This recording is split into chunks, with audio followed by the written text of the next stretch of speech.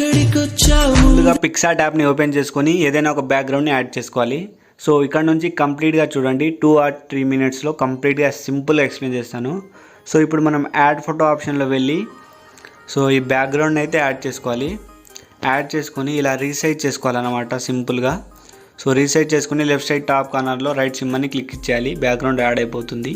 ఇప్పుడు మళ్ళీ మనం ఏం చేయాలంటే యాడ్ ఫోటో ఆప్షన్లో వెళ్ళి ఈసారి మన మోడల్ యొక్క సో PNG ఫార్మేట్ని యాడ్ చేసుకోవాలి. ఈ ఫోటో బ్యాక్గ్రౌండ్ నేను ముందే ఎరేస్ చేసుకున్నాను. మీకు బ్యాక్గ్రౌండ్ ఎరేస్ చేయడం ఎలానో తెలియకపోతే నేను వీడియో చేశాను, ఆ వీడియో ఒకసారి చూడండి. సో ఇలా యాడ్ చేసుకున్న తర్వాత మనం షాడో ఆప్షన్లో వెళ్ళి సో దీన్ని రైట్ సైడ్ ఒపాసిటీ అంటారు. సో దీన్ని కొంచెం ఇలా సింపుల్గా సో ఒక 30% వరకు ఇంక్రీజ్ చేస్తే అయిపోతుంది. So okay done. ఇప్పుడు మళ్ళీ మనం యాడ్ ఫోటో ఆప్షన్లో వెళ్ళాలి. ఈసారి మనం స్మోక్ PNGని అయితే యాడ్ చేసుకోవాలి. సో రైట్ సైడ్ ఒకటి. సో మళ్ళీ ఇలాంటి ఒక కాపీ రావాలంటే ఏం చేయాలంటే సో ఎరేజర్ పైన లేయర్ ఆప్షన్ ఉంటుంది, దాన్ని క్లిక్ చేసి డూప్లికేట్ చేసుకోవాలి. సో ఇలా లెఫ్ట్ సైడ్ యాడ్ చేసేసుకోవాలి. So okay done.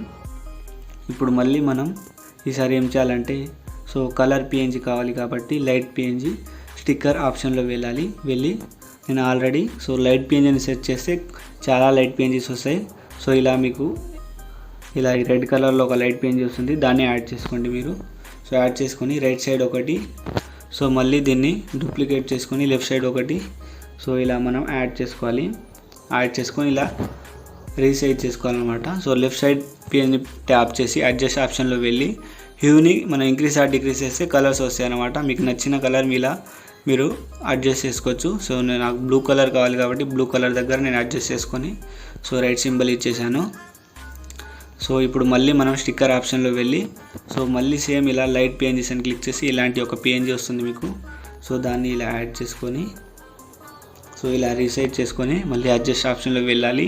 హ్యూకి వెళ్ళి సో ఇలా మనం ఇంక్రీజ్ ఆర్ డిక్రీజ్ చేస్తే కొన్ని కలర్ ఎఫెక్ట్స్ వస్తాయి అన్నమాట. సో మీకు నచ్చిన కలర్ ఇలా యాడ్ చేసుకోవచ్చు అన్నమాట. సో ఇలా డన్ అని క్లిక్ చేస్తే అది యాడ్ అయిపోతుంది.